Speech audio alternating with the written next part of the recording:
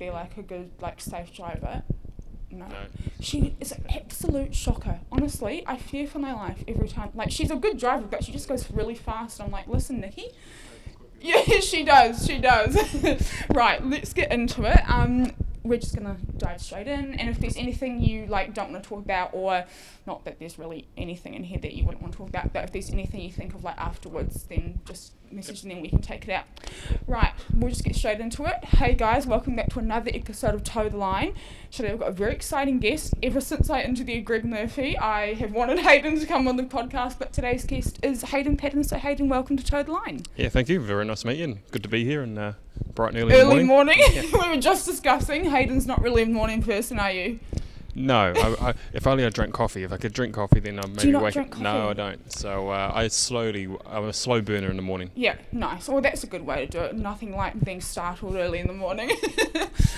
First and most important question, how are you? How are you doing? How's life? How's things? Very good. Yeah, no, it's obviously start of a new season, so we're just going into our first rallies next week, and it's always exciting when you start a new year, sort of new opportunities and new optimism. Yeah. So refreshed and Fresh start. ready to go. Yeah, that's exciting. And how's things just in family life, all that good stuff? Normal. Yeah. I live a very sheltered life in some respects. It's just me and my cat. Yeah. So you spend the summer. I had a bit of an injury over the summer actually, so just getting all the health and fitness back on track. But Christmas festive time's always good for family and whatnot. Yeah. So probably won't see a lot of them now until the end of the year again. Yeah. How's the injury coming along? Were you all healed or? Yeah, pretty much. Yeah. 90% there now. So almost like a spring chicken again. Love it. Yeah. So ready to go, and the cars are ready to go. So see how the season goes. Nice, exciting. Well, I'm very excited for this chat. Like I was saying to you when you first got here, I'm a bit of a motorsport nerd. I love anything with wheels, but preferably four. I'm the same. Just sitting in front of two really cool bikes. There's a lot of very nice equipment in here, but there's not enough protection for me. Oh, I need like a roof over, like the helmet just doesn't cut it for me. Like you look at those helmets and you're like, surely that will not like keep my fat head safe. Well, even in our sport, we learn to appreciate a good helmet, but still would be good to have a roof. And windows. And my balance is probably not good enough for two bikes, two wheels. So I've just started doing yoga actually, and I've come to realise how bad my balance is, and I'm like, this needs to change now. Start somewhere. Yeah, definitely. I always start off my podcast with kind of getting the person to go back to their early childhood, talking about family life, school life. So if you could run me through what it was like for little Hayden growing up, where did you grow up, what was your schooling life like, all that good stuff. You grew up in Geraldine, so a small town in South Canterbury, and that's where I the family were. Oh, you do? Yeah. Oh, not many people do. Normally you blink and you miss it. Yeah. So, but no, I'm a small town person through and through. My father had a farm machinery business, so he was self-employed, and obviously he was right into motorsport. So from a very early age, I was brought up around motorsport. So when I was 2 or 3, I was taken along to rallies and nappies, and started in the go-kart, I think when I was 6 years old. Wow, and young. just started racing when I was young, and did the normal sort of school life in terms of primary school in Geraldine. I guess everything went a bit haywire maybe when I sort of got into 10 or 11 once the parents' marriage separated. Then it sort of become a little bit sort of divided in terms of then I had to then go to school in Timaru and then live in Geraldine in the weekends, and it became a little bit messy, shall we say, through the teenage years. So how did you find that? It was tough, but it became normal as well because that's just the cards that you were got dealt. used to it, My dad was fully supportive of everything I did, and he was trying to help me a lot on the motorsport side. And but even back in those days, motorsport was my saviour. High school was not good times for me. No, it wasn't neither. not something I look back on fondly. I'm with you on that. I think there's a lot of people in that boat, isn't there? And I was very fortunate that I had a sport that gave me that hope. It was all I lived for, was actually racing my car. Yeah. And it was only a hobby back then, but that's what I lived for. And it's I guess what got me through those pretty dark years through school, and then into normal life after that. Yeah, for sure. What was it about, and you can talk as little or as much as you want about it, what was it about the school life that you just didn't find clicked with you? Without going too deep, I wasn't the smallest of persons. A lot of it come through the family stuff, and then maybe not getting the appropriate nutrition. So of course, blew out, and when you're a 120 kilo boy and you're moving from school to school, you didn't have the friend base, and then of course you probably got the target painted on your back. So I never really sort of fitted in, shall we say, and of course my sport wasn't a sport that was sort of actively known within the schools. It was like extra, activity that no one knew about. Yeah. So that was very much kept under wraps. And actually, I was embarrassed in my sport at school. I didn't want people to know I was racing cars because I thought that was a reason for people to pick on me more. Yeah. So I remember actually there was I think when I was 13, there was the local newspaper did an article of me and of my mini, and it went around all the local town. And I remember actually going around town trying to pick newspapers out of letterboxes because I was worried that it was going to get the people at the school, and then they were going to use it as more bait. So I was probably not in the best mindset all those years ago, but at the end of the day, that's shaped me to be who I am today. And 100%. Yeah, it was challenging, but Yeah. At the end of the day, don't regret anything. No, I can definitely relate to everything you just said. I think when you're even just the little is bit different in school, it makes it 10 times harder. And I was the same with my sport because I was a Paralympic swimmer.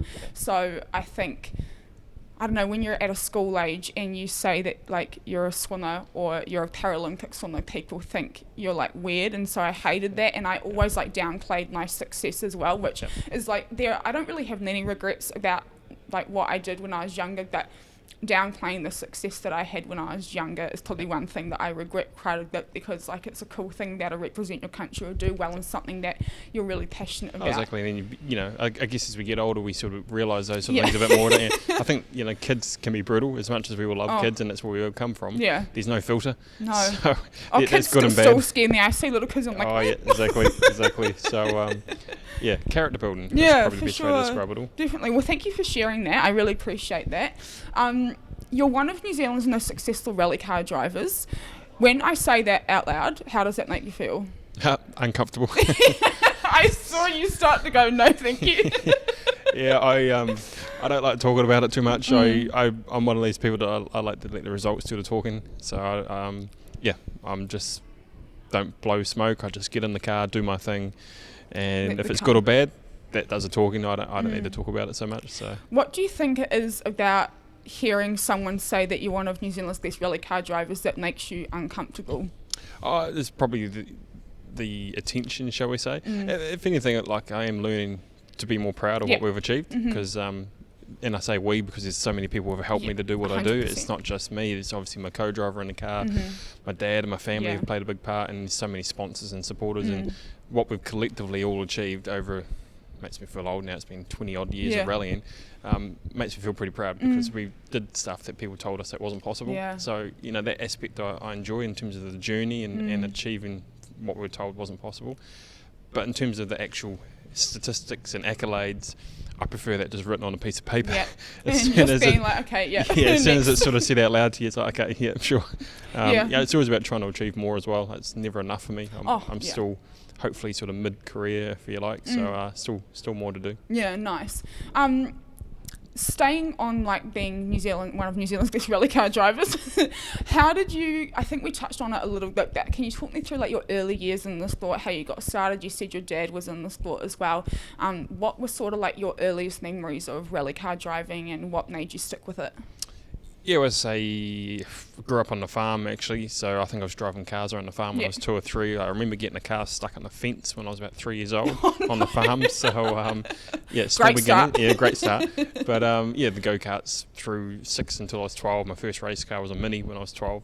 A Mini? A little Mini. Wow. So a little classic Mini, which is where my obsession for classic Minis comes from nowadays. Oh my God, how cool. I love my little Minis. But I remember right from, especially when I got into the Mini, was funding is where it became more apparent of, it wasn't just working a paper run wasn't going to be enough to fund it, so that's where we started working with sponsors for the first time when I was 12, 13.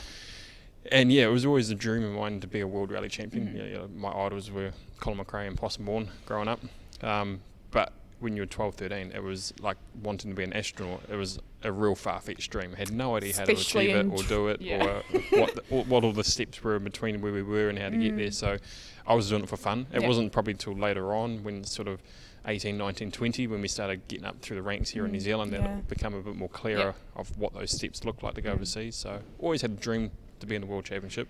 Just didn't know how to do it when I was that young, so it was just more about the fun and learning driving skills and just becoming better, really. And so do you remember your first race?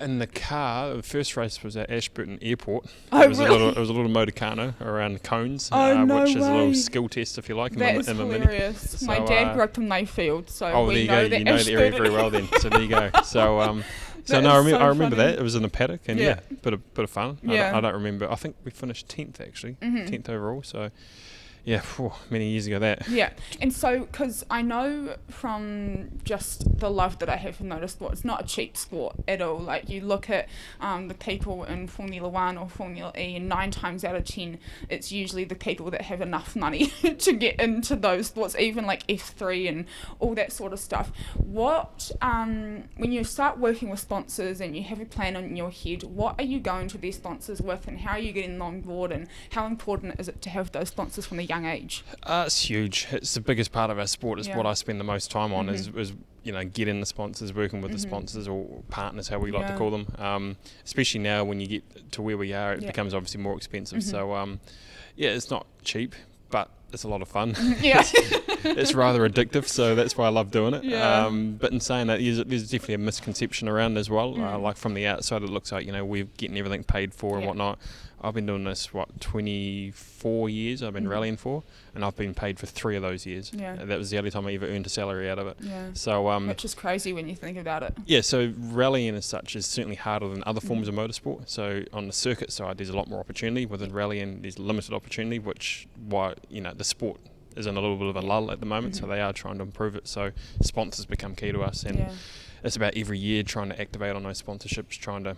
Big thing for me is under promising, over delivering. Mhm. So once you get the partner on board, is delivering more than what you say you're going to do, Yeah. and really getting that foot in the door, and, Yeah. and basically just trying to build that relationship. 100%. And we've got some partners now we've been together with for this is our 10th year this year with Hyundai New Zealand. Yeah. We've been with likes of Z, WinMax and things for 12, 13 years. Mm. So building those loyal partnerships is a big thing for me. Yeah, for sure.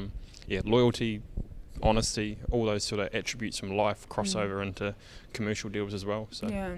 Do you find it, when you say under-deliver, or under-promise, over-deliver, do you find that a little bit hard because you're almost selling yourself? Because I know I've found it hard in previous years when you're trying to find sponsors or partners to work with, and it's such an odd position to be in because you're essentially selling yourself, and it's a really hard position to be in. So I'd love to know how you found that process. Oh, definitely, but I've learned a lot. I've had a lot of people help me over the years to learn how to engage with sponsors. Yeah. The biggest thing I always come back to is when I'm putting a proposal on someone's desk, is I always think, okay, if they've got 100 other proposals on the desk, how's my one What's going gonna to stand out from the crowd? yeah. And in our sport, there's people just think, oh, it's just about putting a sticker on a car and that's all that's required. Well, actually, the sticker on the car is probably the least Yeah. important thing in any sponsorship deal. It's actually all the activation you're doing behind the Yeah. scenes, whether it be, in our case, rally rides, Yeah.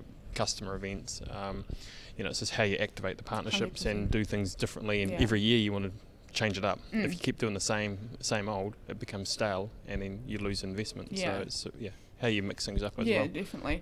Let's backtrack a little bit. Around what age did you start taking rallying driving more seriously, and when did you was any kind of significant turning point where you're like, okay, I can take this more seriously and I can really see a future for myself in the sport? Probably when I finished up school. Yeah. When I actually got a job at a motorbike shop, actually, ironically enough. Oh, no way. My first job was at a motorbike shop Full as circle a then. parts person. Yeah, so actually, that's quite freaky. Full circle. So here we are, back here again, 20 odd years later. But once I left school, that's when we first got into four-wheel drive rally cars, Yeah. and the year after we got into New Zealand Rally Championship for the first time, and that's where I really focused on the goal planning. I had 3-year goals, 5-year goals, 10-year Yeah. goals, and all of a sudden it was becoming a lot clearer that those goals were actually achievable. Yeah, for sure. So I guess as you got older, I got a little bit wiser, and it was probably around that 18, 19 years of age that I sort of started realising, okay, we can actually give this a decent crack, and Yeah. it nearly will come unravelled in 2005 when our rally car burnt to the ground. So it was the only car we had. My father had put pretty much all his money into that, and God. it burnt to the ground. Yeah. So we thought it was actually over before it even started, but then that's when the local South Canterbury community got behind us and Oh, no way. did a whole lot of fundraising activities and basically got us into a better car for the following year. Oh. So it was one of those situations where it was obviously terrible what happened, but everything happens for Yeah. a reason as well, because actually without that fire, we wouldn't have stepped up the following year. Yeah. As crazy as that sounds, Yeah. but when you look back at things, you go, okay, there was opportunities that arose as well. So Yeah. It was through that 2005, 2006 era where things started to take off. What an amazing community to get behind you and to have them see something in you and want to help you as well. How did that make you feel? Oh, it's humbling. Yeah. At first, the extra attention's a bit, daunting. Overwhelming. Yeah, and you're just like a deer in headlights and was like, maybe I don't like this. Exactly. So, but it was hugely humbling, and that's why I love, like, South Canterbury is such a huge part of my career. Even when later on we were funding our WRC sides, we had to fund millions of dollars, and a lot of it came out of small South Canterbury. Yeah. And that's what I love about that small community. They really got behind us from the Timaru Herald, from the radio stations. Yeah. They were always reporting on what we're doing. Yeah. So therefore, the local community knew who we were, what we were doing, and they all sort of embraced the story. Whereas if we were based in Auckland, you would have had none of that media attention. No one would have known who you were. Yeah. It would have been a lot harder for us to do what we did. So South Canterbury was massive for me and what we did. And I love that area and region. So that's so nice. Home. It's so nice to hear that. This is what I love about New Zealand, is like all the small communities, because like, I've lived in Auckland, like, yes, Auckland's fun, but I just love the small community aspect of New Zealand, and everyone's so willing to help, and they just love seeing other Kiwis do well, which is so cool. Oh, at the end of the day, Kiwis support Kiwis, don't they? Especially internationally. When Kiwis are competing around the world, then putting that New Zealand flag on them, that. Yep, yeah. Definitely. So. I'm about to make you a little bit more uncomfortable, so I'm so sorry. But I want to bring to light some of your achievements just quickly, just some of them. 1 WRC Rally Champ, 8 WRC podiums, more than 40 WRC stage victories, which is crazy. You were the 2011 Production World Rally Champ, becoming the first person in the Southern Hemisphere to win a World Rally Champ, and you're also a 5-time New Zealand Rally Champion. First of all, amazing. I feel very lucky to be sitting across from you. I need to take a breath after that. When I read out just some of your achievements in a list like that, does it sink in that that's what you've achieved and that's what you and your team have achieved and you and your partners, and what do you think little Hayden would think hearing all that now? Oh, it's definitely awesome to hear it. But I want more. I always want more. So there's always more to achieve.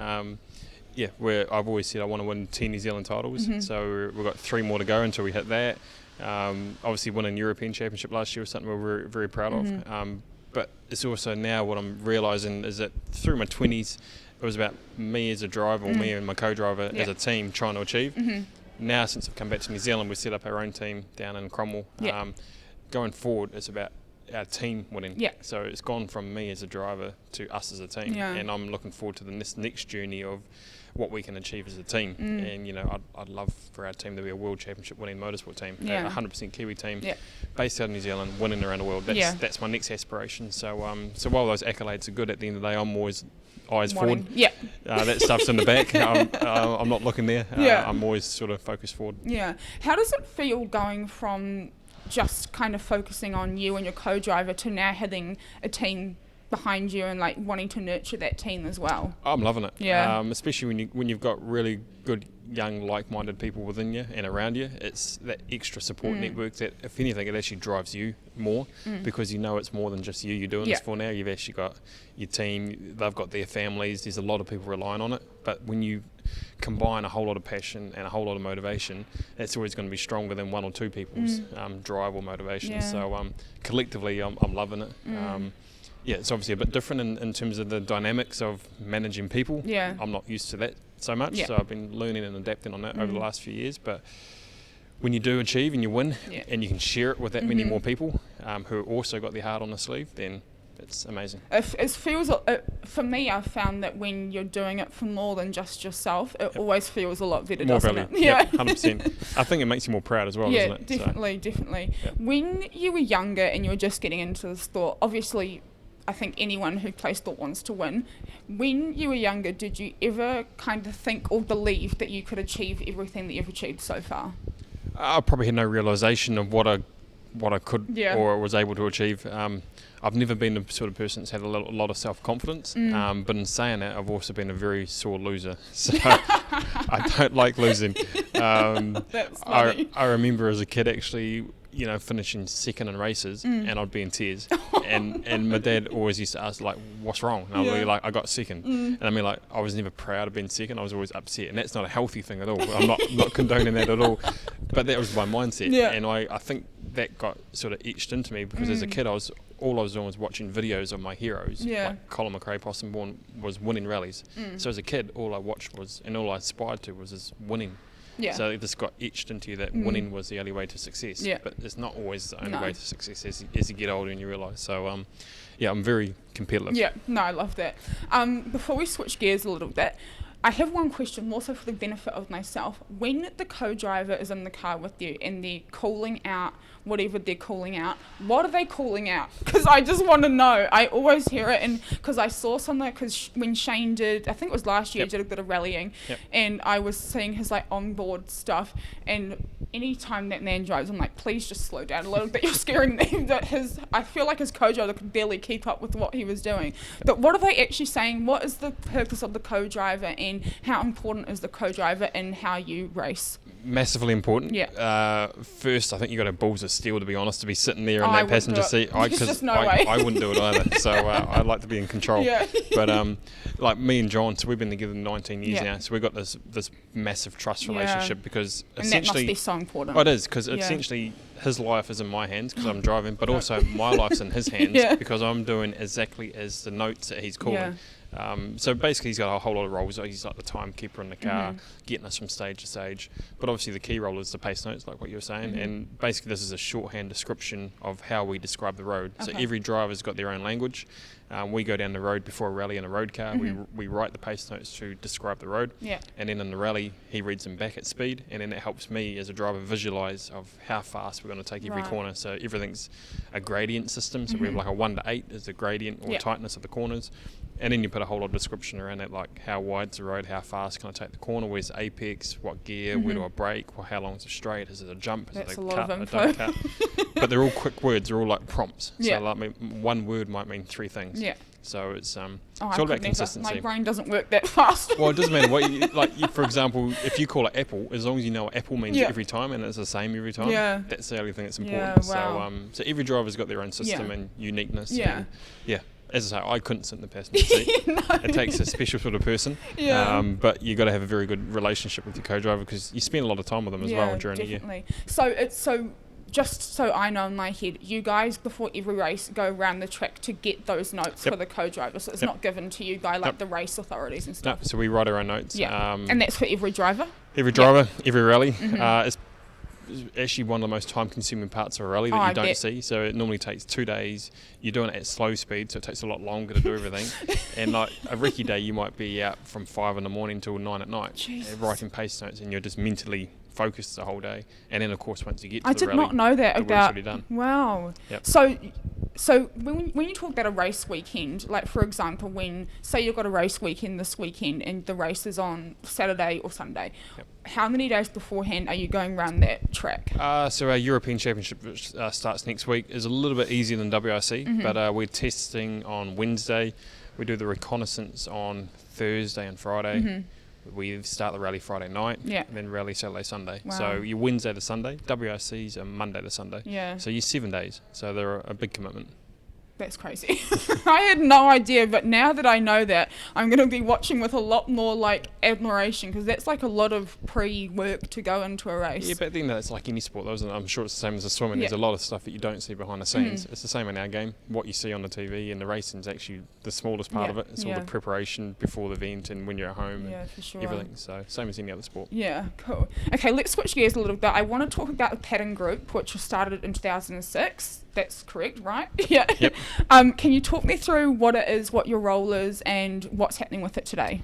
Yeah, it was just a little business we formed when we were doing New Zealand Championship as we were younger back in the day. It didn't really start as a business in New Zealand as such until 2019 when I come back to New Zealand. So end of 2018, we lost our contract in WRC unexpectedly. We thought we were still going to be there, so it lit a fire inside me to go, okay, I want to come back to New Zealand and set up our own team and do this our own way. So that's where we come back and set up at Highlands Motorsport Park down at Cromwell. Went out and headhunted the the best young people I could find in terms of technicians, engineers, and we went about a few pretty unique projects. So basically we've set up this business to essentially help other customers within the motorsport. Yeah. But we're using the business to be our springboard for our sporting program. So as I say, we want to be a world championship. Smart business model. Well, it's a work in progress. Yeah. Like in the motorsport world is not a very overly fruitful business industry in terms of making money, shall we say. So, but we're using that platform to help our sporting side. So if we want to be a world championship winning team in the future, we need the business model to support that. We can't just rely on sponsors. So it's a bit like the Team New Zealand model, what they do in yachting. We're trying to do that in motorsport, and a big part of that will be around the technology. So us trying to be like the technology centre for the future of motorsport. So that's why we've got the EV rally cars, the electric rally cars being a massive flagship for us. It's proved what we can do. We launched it as the first electric rally car in the world. We're talking about that soon. I was very excited to talk about that. So that's a pretty cool project. And then we're working on a few other tech projects as well at the moment. And then of course we're helping customers. We've got 10 full-time staff. Cool. We've got a lot of contractors that come to the rally. So we're small in the scale of things globally. But in New Zealand, we're reasonable size operations. So I'm enjoying the challenge of that. Cool. And how have you found that kind of, I guess, being a rally car driver and having that side of your life, but then also managing the Paddon Group and being involved in that side of things as well? Well, I love it. Even when I was in the WRC, I had some former business activities in the background that I was doing, so I've enjoyed the business side of things. If I was going to go to university, that's what I was going to study was business and marketing. But in saying that, we've got some really good people in our team now who are basically they can run it and manage it while I'm like this year again doing the European Championship where I'm away a lot. But I've got full trust and confidence in the job that they're doing that I don't have to worry. I still do my bit from afar, but the guys on the floor are doing an amazing job. So we've got a good structure in place. Nice. I want to talk about Hyundai for a little bit. You're wearing the jumper, but from what I can tell, you and Hyundai have been partners for a long time, probably one of the most out of any of the partners you have currently. Would that be correct? It's our 10th year this year, so it's a good reason for a good party. Yeah, actually that's a good idea. How important is it to have partners like Hyundai believe in you and back you and be there for you? Oh, massively. And a lot of the Hyundai partnership actually stems from, again, my idol Possum. Growing up as a kid, Possum was renowned for the partnership he had with the car brand that he was with at the time. And that's what I looked up to, was that loyalty, and that was the person he was. That's how we all remember Possum, was not just a driver but the person. And then when we first sat down with Hyundai in 2013, which is after they announced that they were entering the WRC, we saw it as an opportunity to go, okay, this is maybe our chance. And when we sat down with them here, it's like, I want to build a loyal and long-term partnership with you. That's what I look up to. That's what I want to create. And then that's got the two-way benefits for them as well. So right from the outset, this is what we wanted to do. And we're 10 years in there. Hopefully there's more to go. But again, it just comes back to, they've had my back.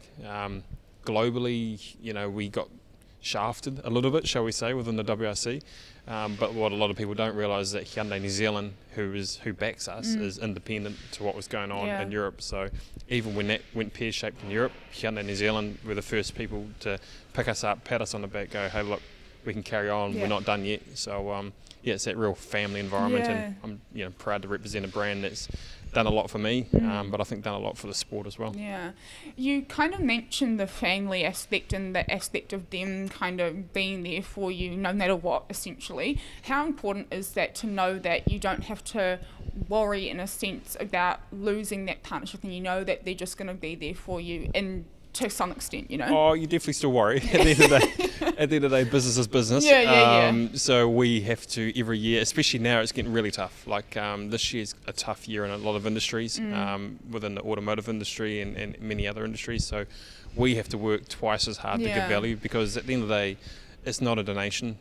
It is an investment. And it's our job to justify that investment in terms of whether we help them sell cars, we help current customers. So if anything, I'm always worried. Everything's on 1 year contracts. So every year you got to make sure you're up in your game. I don't take anything for granted. I've got to keep working hard along with our team to make sure we do give value and to keep that partnership going. As I say, I like to think we've still got a long way to go together. We've got some big projects that we're working on, we've got to keep delivering as well, and that also means from my side in terms of the sports performances, we've got to try and keep winning, because people like backing winners. Yeah. So Very true. I got to make sure I keep performing as well. Yeah. I think the more I've learned about motorsport and the more people I've talked to about motorsport, I've come to realise just how expensive it is. Like, compared to most other sports, I'd say motorsport is up there in terms of being like one of the most expensive sports to be in, to continuously run and get good like results and everything. For someone who isn't really involved in motorsport or doesn't really know too much about motorsport, can you kind of briefly talk about some of the bigger costs in motorsport and kind of put into perspective for people how, without numbers or anything, just like how expensive the sport is? It's expensive, but don't they say more money, more fun? Well, true. I don't know, but like there's so many expenses. Obviously the cost of running the car, tyres, fuel. The biggest cost is people. There's a lot of people involved in running a team. It's a big team sport, which is what people don't necessarily see as well. If you take the big factory WRC teams, they're spending anywhere from 50 to 100 million euros a year for a 2 or 3 car team. That's crazy. So you're not quite Formula 1 spec, but you're not far away from it. To do what we're doing now, you still need 7-figure budgets every year. Not cheap. It's not cheap, especially in New Zealand with the travel as well. Yeah. So you got to factor in that you got to fly to the other side of the world. I spent a number of years living in Europe, but nowadays with what we're doing in New Zealand with the business and I didn't really particularly like living in Europe as well. I prefer to go back and forth, but of course that adds expense. Yeah. Does your car stay over in Europe, or do you fly? So at the moment we run with an Italian team. Okay. So the Italian team have a car that's the same as the car that we have in New Zealand. So we can translate a lot of the information. Yeah. So we don't take the whole team with us. It's me and my co-driver John that goes for every rally. And then in the mid-season we'll take a couple of our technicians as well. But we work with this Italian team, and then we have a New Zealand team sort of working together. But there's a lot of costs, and then the cars are obviously not cheap. The cars nowadays that we like a Rally 1 car, the top cars are maybe 1.5-2 mil. The cars that mil, yeah. Jesus Christ. The cars that we're driving, which are the next tier, called Rally 2, probably around 500-600. And of course you don't. It's not want like to your Toyota Corolla or whatever, 20 grand Toyota Corolla. No. You could probably have about 20 or 30 of them. So, that's so funny. But it's just the cost of running the cars. So like we drive the cars pretty hard, so therefore you got to be rebuilding stuff all the time. And so I'd be so scared to crash. I'd just be like, ooh. You can't worry about that, unfortunately. You got to just. So why I'm not a race car driver. Yeah. In terms of size, New Zealand is like relatively small, like a small country in comparison to most other kind of countries that compete in motorsport, but we have such like a rich history, one, and two, such rich talent in the sport. Like, just to name a few, there's Greg Murphy, who's been on the podcast, love him, Shane Van Gisbergen, Scott McLaughlin, Liam Lawson, Brendan Hartley, Scott Dixon, Marcus Armstrong, Emma Gilmore, who I'm a huge fan of, the first female driver to sign with McLaren, which is so cool. Mitch Evans in Formula E. Then you've got the supercars, Nat Payne, Richie Stanaway, Andre Heimgartner, like, just to name a few. And then obviously yourself. Like, the list can go on forever. What do you think it is about Kiwis and motorsport that just goes so well together? It is pretty astounding, really, for a small country and a very expensive sport. So we have a small economy as well, that New Zealand has achieved so much on a global scale. I think what really sets Kiwis up in world motorsport is... We're a little bit loose. Well, no, I think for me it's probably partly, but it's also the work ethic. Yeah. So in New Zealand, because we're on the other side of the world, we learn to fight for stuff. So then when we do get the opportunity in Europe or America or Australia, wherever it is, I think Kiwis are willing to go that extra mile and we've to probably prove already themselves. Worked harder to get to where... Exactly. Yeah. And whereas a lot of people out of Europe, it's not that it's ever easy, but it is easier for them because it's on their back doorstep.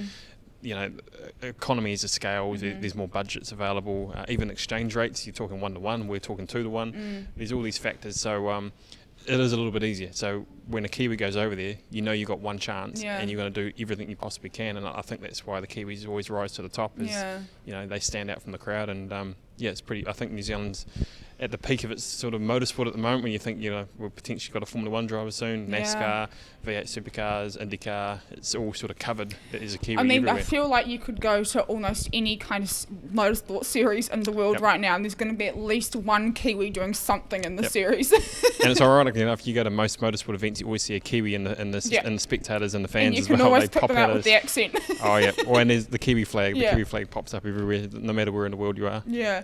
In terms of sticking with the fan base for a little bit, we talk about how involved Kiwis are, and for example you've got the Taupō Super Sprint, which is back for supercars. So glad that supercars is back in New Zealand, and it sold out the first time it's back in New Zealand. What do you think it is about the fans in New Zealand that just love backing people like yourself and others in motorsport? I think Kiwis love international flavour motorsport, whether it be supercars or when Kiwis are competing overseas. Kiwis are obviously just passionate sports fans in general, I think. So, but it is hard because then in terms of, I'm sure it's the same in other sports as well, as club and national stuff, it's actually hard to get Kiwi fans out because everyone lives a busy lifestyle nowadays. They've got family sports, they've got family events, so to get them out for general national level stuff is hard. But then as soon as an international sort of style event comes to the shores, and everyone flocks to it. Exactly. So the support we get out of New Zealand's always been pretty humbling.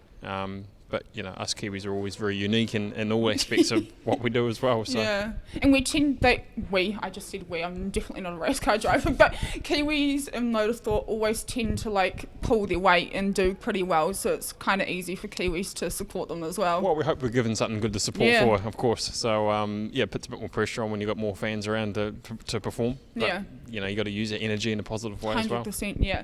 Circling back to Hyundai for a little bit, you also built the world's first ever Kona EV rally car with the help of Hyundai in 2018. Can you talk us through that process? Because I was really excited when I heard that.